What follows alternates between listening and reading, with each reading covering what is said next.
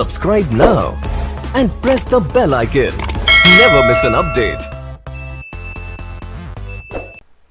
Hello दोस्तों, तो आप लोग का फिर से स्वागत है हमारे आज की एक और नई वीडियो में। आज की इस वीडियो में हम क्लास 10th का जो प्रश्नावली 7.3 दिया गया उसका जो क्वेश्चन 1 दिया गया उसको हम आज से शुरू करने वाले हैं और इससे आगे के सभी वीडियो में हम आपको एक एक करके सभी प्रश्नों का हल करवाएंगे। और इससे जो पहले के दिए गए थे प्रश्नावली 7.2 उसका अपने सोल्यूशन पहले भी करवा दिया। अभी उनका वीडियो आप नहीं देखे तो हमारे प्ले लिस्ट में जाकर उनका वीडियो देख सकते हो, वो अभी भी अवेलेबल है। तो ये देखिए जिसको इस जो हमको 7.3 में दिया गया है 7.3 में, उसमें क्या बोल रहा है, जो क्वेश्चन 1 दिया गया उसमें दो है, एक है और एक दूसरा है। तो दूसरा हम आपको अगली स्लाइड में करके दिखाएंगे। और पहला हम क्या बोल रहे थे, उस त्रिभुज का क्षेत्रफल ज्ञात कीजिए जिसके शीर्ष ए है, यानी कि जो त्रिभुज है उसका शीर्ष ये हमको दिया गया है। अब इसका जो क्षेत्रफल है हमको वो ज्ञात करना है। तो सबसे पहले जो त्रिभुज का शीर्ष दिया गया उसको हम लोग लिख लेते हैं। तो देखिए ये हमारा कोई त्रिभुज है, ये हमारा कोई त्रिभुज है और इसमें देखिए ये है और ये बी है और ये सी है। तो ए का निर्देशांक कितना दिया गया है 2,3, तो यहाँ लिखते हैं हम लोग 2,3।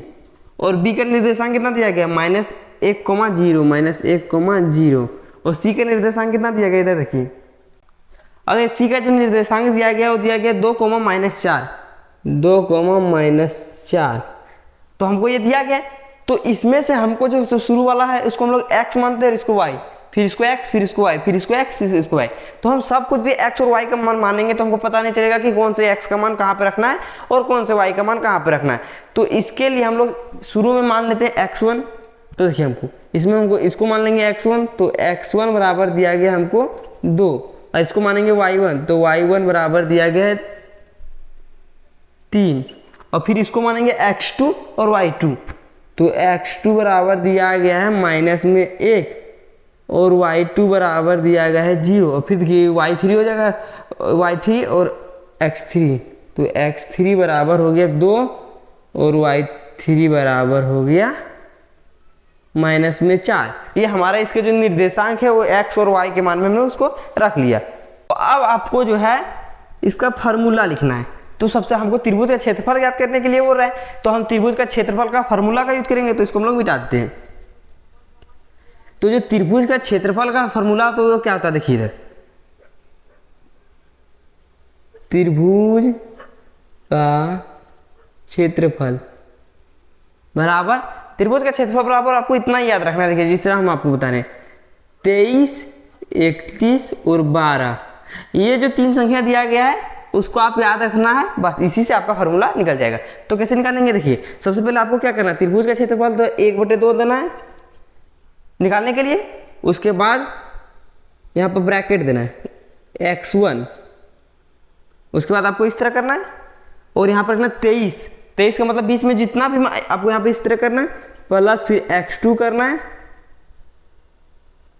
फिर यहाँ पर x3 प्लस में। अब ये जो ब्रैकेट हमने 3 को निकाला है वो तीनों ब्रैकेट में क्या आएगा देखिए इधर, ये जो हमारा 3 ब्रैकेट इसमें क्या आएगा देखिए, पहला में आएगा 23, यानी कि 23 क्या होगा y2 - y3, ये हो गया हमारा 23 और 31, तो 31 का 3 और 1 तो y3 - y1 और 12, तो 12 हमारा क्या था y1 - y2। आपको ये हमारा यही जो होता है वही त्रिभुज का क्षेत्रफल होता है। तो जब हम क्षेत्रफल निकालेंगे तो हमारा जो क्षेत्रफल बराबर निकालेंगे तो क्या होगा, इसको हम लोग फार्मूला पर पुट करते हैं। तो देखिए 1/2 इंटू में x1, तो हमारा x1 का मान कितना दिया गया 2 इंटू में y2 - y3, तो y2 हमारा कितना है 0 - y3, तो 0 और -y3 और यहाँ पर -4 है तो +4 हो जाएगा, प्लस में x2, तो हमारा x2 का मान कितना दिया गया इधर -1, तो प्लस माइनस हो जाएगा माइनस यहाँ पर, तो -1 इंटू में y3 - y1, तो y3 का मान हमारा कितना देखिए y3 में दिया गया -4 और y1 दिया गया 3, तो -3 प्लस x3 का मान देखिए हमारा कितना दिया गया 2 दिया गया इंटू में। अब देखिए क्या बोल रहा है y1 - y2, तो y1 का मान हमारा कितना दिया गया 3 माइनस y1 का मान कितना दिया गया है y2 का मान 0। अब इसको हम लोग आगे सॉल्व करते हैं। तो देखिए 1/2 का 1/2 इंटू में जीरो में 4 जुटेगा तो 4, और 4 को इस गुना करेंगे 2 से तो 8। अब इधर देखिए 4 और 3 7, माइनस माइनस जुट जाएगा, माइनस 7 गुना 1 प्लस 7, माइनस माइनस यहाँ पे प्लस हो जाएगा। उसके बाद फिर प्लस 3 में 0 जाएगा तो 3, और 3 को गुना करेंगे इस 2 से तो 6। तो देखिए अब क्या होगा, 1/2 इंटू में 8 और 7 15, 6 21। ये जो 21 से ब्रैकेट रहेगा तो यहाँ गुना पर आ जाएगा, तो जो 21 है इससे गुना होगा 1 से, तो हमारा हो जाएगा 1 में, तो हमारा हो जाएगा 21/2। तो होगा हमारा त्रिभुज का क्षेत्रफल।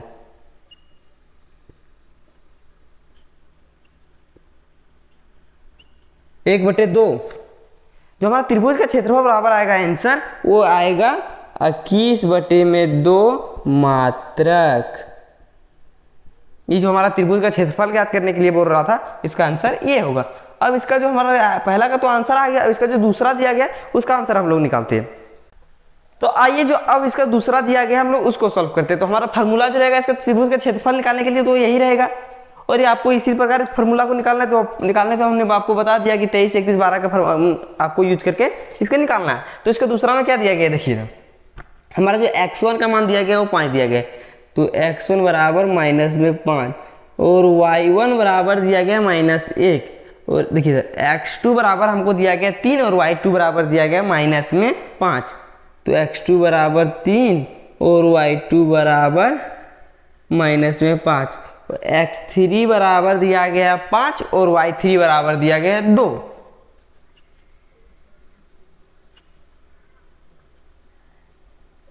अब इसका हम लोग क्षेत्रफल निकालेंगे। तो हमको यही जो फार्मूला हमको मिला है इसी फार्मूले पर हम इसका क्षेत्रफल निकालेंगे।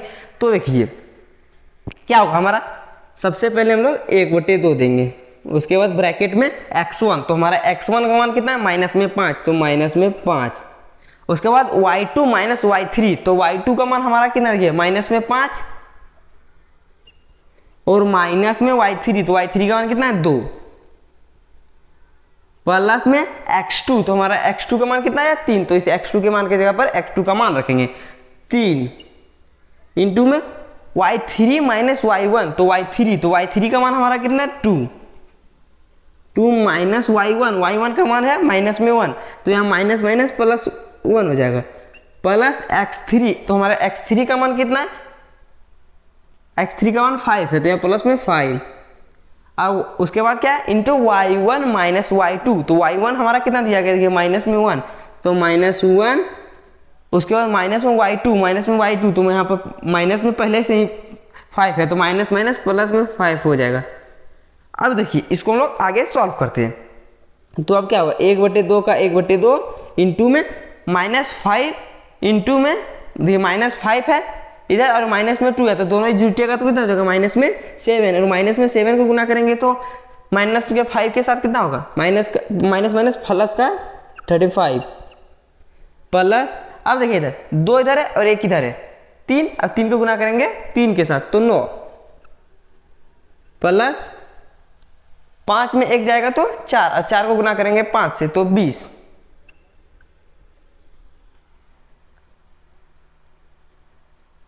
अब इसको जोड़ते हैं, तो 1/2 इंटू में 20 और 9 29 और 35, तो 29 और 35 हो जाएगा हम लोग का 64, तो इंटू में 64। अब यदि ब्रैकेट हटाएंगे तो गुना में आएगा, तो ये 2 से कटेगा 64 में 32 बार में, तो हमारा आएगा कितना 32 आएगा। जो हमारा त्रिभुज का क्षेत्रफल आया वो 32 आएगा। तो हम लोग यहाँ लिखेंगे त्रिभुज का क्षेत्रफल बराबर 32 वर्ग मात्रक। इसका जो आंसर होगा वो 32 वर्ग मात्रक होगा। इससे पहले के जो 1 नंबर का था उसमें हम लोग शायद वर्ग लिखना भूल गए, तो आप उसको वर्ग लिख लीजिएगा। तो इसका जो फाइनली आंसर होगा वो होगा हमारा 32 वर्ग मात्रक। अब इसका जो आगे का प्रश्न दिया जाएगा उसको हम लोग आपको अगली वीडियो में करके दिखाते हैं।